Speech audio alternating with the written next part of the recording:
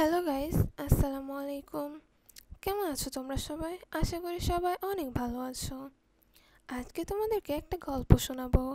গল্পের নাম আমৃত্যু ভালোবাসি তোকে। লিখেছেন সালমা চৌধুরী। 7 বছর পর বাড়ি ফিরছে খান বংশের বড় ছেলে সাজ্জাদুল খান আবির। বাড়ি ফিরছে বললে ভুল হবে, বিদেশ থেকে দেশে ফিরছে আবির। এই 7 বছরে খানবাড়িতে ঘটে গেছে অনেক ঘটনা, যার সাথে সশরীরে যুক্ত নেই আবির, তবে আত্মিকভাবে প্রতিটা ঘটনায় জড়িয়ে আছে সে। আবিরের বাবা চাচা 3জন। আবিরের বাবা সবার বড়, নাম আলী আহমেদ খান। তানবীরের বাবা মেজো, নাম মোজাম্মেল খান। ছোট চাচুর নাম ইকবাল খান। আবির তার বাবা মায়ের একমাত্র ছেলে। মেজো চাচা মানে মোজাম্মেল খানের এক ছেলে এক মেয়ে। ছেলের নাম তানবীর খান ও মেয়ের নাম মাহাদিবা খান মেঘ। ছোট চাচার এক মেয়ে ও এক ছেলে, নাম মিম ও আদি। এখনও তারা এলাকার যৌথ পরিবারগুলোর মধ্যে শ্রেষ্ঠ। বাড়ির সকলের প্রাণ যেন এক সুতোয় বাঁধা। 5 ভাই বোনের মধ্যে আবির সকলের চোখের মণি। আবিরের জন্মের পর তার বাবা মা দ্বিতীয় সন্তান নেওয়ার চিন্তা করেননি।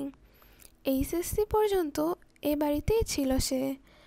আবিরের চাঞ্চল্যে মেতে থাকত খানবাড়ি। আচমকা যেন পরিবেশটা পাল্টে গিয়েছিল।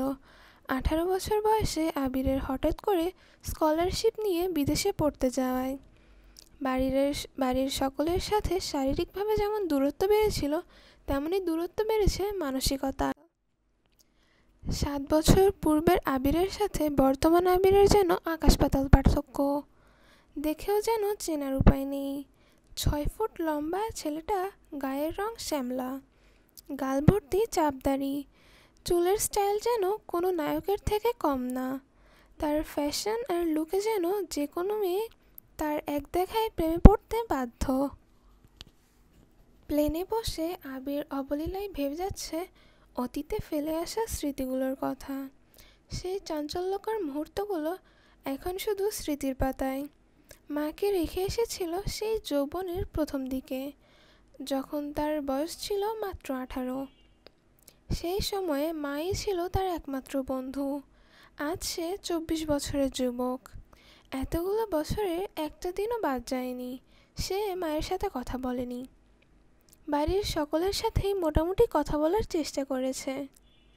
ছোটবেলার স্মৃতিগুলো ভাবতে ভাবতে নিজের দেশে পৌঁছে গিয়েছে আবির।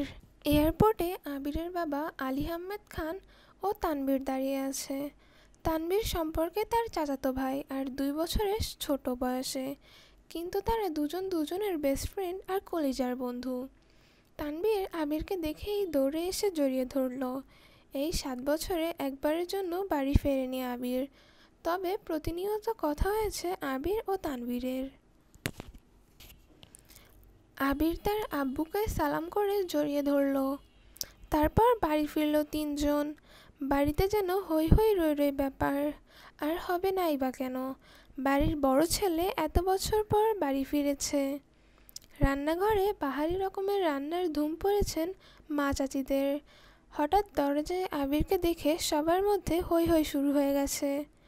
আবিরের আম্মু দৌড়ে এসে জড়িয়ে ধরলেন ছেলেকে। আবেগপ্লুত হয়ে মাকে জড়িয়ে ধরল আবির। মমতাময়ী মাকে সেই 7 বছর আগে ছুঁয়েছিল। আজ এত বছর পর মায়ের ছোঁয়া পেল আবির। মা চাচিদের সালাম দিতে ব্যস্ত। সোফায় বসিয়ে ছেলেকে একের পর এক শরবত নাস্তা দিতে ব্যস্ত সবাই। এরই মধ্যে উদয় হলো মিম আর আদির। মিমের বয়স 14 আর তার ছোট ভাই আদির বয়স মাত্র 10 বছর। আদি এই বাড়ির সবচেয়ে ছোট। আবির যখন দেশ ছেড়েছিল তখন আদির বয়স ছিল মাত্র 3। ভিডিও কলে দেখতে দেখতে ভাইকে সে একটু একটু চিনে। দৌড়ে এসে জড়িয়ে ধরেছে ভাইকে। আবিরও জড়িয়ে ধরেছে আদিকে। মিম আবিরের পাশে বসেছে। খোশ গল্প শুরু করে দিয়েছে সবাই। আদি জিজ্ঞেস করেছে, ভাইয়া আমার জন্য কি এনেছো? আবির জেনে উঠতে যাবে, মা চাচিরা উঠতে দিচ্ছে না। আগে শরবত খাবি, তারপর উঠবি। আবির তানবীরের দিকে তাকিয়ে বলল, ওই লাকেজটা নিয়ে আয় তো। তানবীর একটা লাকেজ টান দিতে যাবে, আবির আচমকা বসা থেকে উঠে দাঁড়িয়ে, ওইটাতে ছবি না। তানবীর সহ বাড়ির সকলেই যেন অবাক হয়ে গেল। আবির আবার ঠান্ডা মাথায় বলল, পাশের লাকেজটা নিয়ে আয়। তানবীরও তার কথা মতো লাকেজ নিয়ে আসলো। লাকেজ খুলে যে যার মতো জিনিস বের করছে আর জিজ্ঞেস করছে এটা কার ওইটা কার। আবির শরবত খেতে খেতে উত্তর করছে, আদির জন্য দেশি বিদেশি নামি দামি খেলনা এনেছে, মিমের জন্য ড্রেস, কসমেটিক্স বক্স, মা কাকিদের জন্য অনেক গিফট, তানবীরের জন্য মোবাইল, একটা ল্যাপটপ, অন্যান্য গিফট। আলাদা আলাদা আরেকটা ল্যাপটপ আছে। মিম জিজ্ঞেস করছে, ভাইয়া এই ল্যাপটপটা কি তোমার? আবির উত্তর দেয়, না এটা মেঘের। মেঘের মা হালিমা খান জিজ্ঞেস করলেন, মেঘের ল্যাপটপ কি দরকার বাবা? আবির বলল, ও তো এইচএসসি পরীক্ষা শেষ, সামনে অ্যাডমিশন টেস্ট আছে, অনেক কিছু জানার বা পড়ার দরকার আছে, মোবাইল দেখে পড়ার থেকে ল্যাপটপের সুবিধা হবে, তাই নিয়ে আসলাম। মিম, আমার জন্য নিয়ে আসতে একটা। আবির অবলীল হেসে উত্তর দিল, তোর 18 বছর হলে তোকেও কিনে দিব, চিন্তা করিস না। মিম খুশিতে গদগদ হয়ে বলল, ধন্যবাদ ভাইয়া। বাড়ির হইচই শুনে ঘর থেকে বের হলেন ছোট চাচা ইকবাল খান। আবির চাচুকে দেখেই সালাম করতে যায়। চাচু বাধা দিয়ে জড়িয়ে ধরেন ভাতিজাকে।